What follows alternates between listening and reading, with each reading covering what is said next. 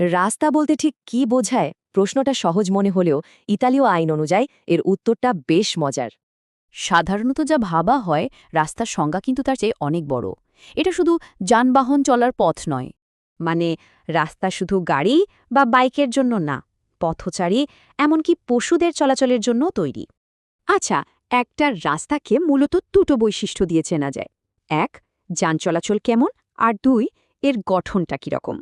যেমন ধরুন, ট্রাফিক শুধু একদিকে যেতে পারে, মানে ওয়ান ওয়ে, আবার দুই বিপরীত দিক থেকেও আসতে পারে। আবার দেখুন, একটা রাস্তাকে কিন্তু একাধিক ক্যারেজওয়ে বা লেনেও ভাগ করা থাকতে পারে। আর এই ভাগটা করা হয় মাঝখানে একটা ট্রাফিক ডিভাইডার দিয়ে। সহজ, তাই না? তো একটা রাস্তার মধ্যে অফিসিয়ালি কি কি অংশ থাকে চলুন দেখি।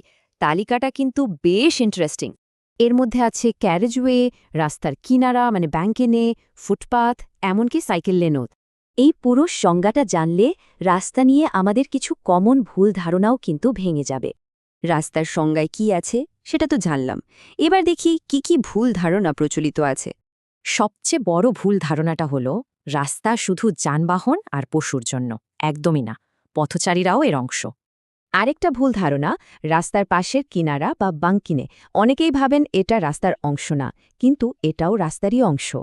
তার মানে রাস্তা শুধু চলার পথ না, এটা আসলে সবার জন্য একটা কমপ্লিট সিস্টেম। একবার ভাবলে দেখা যাবে প্রতিদিন যে রাস্তা দিয়ে যাতায়াত করা হয় তাতে এই সংজ্ঞার কতগুলো উপাদান আছে।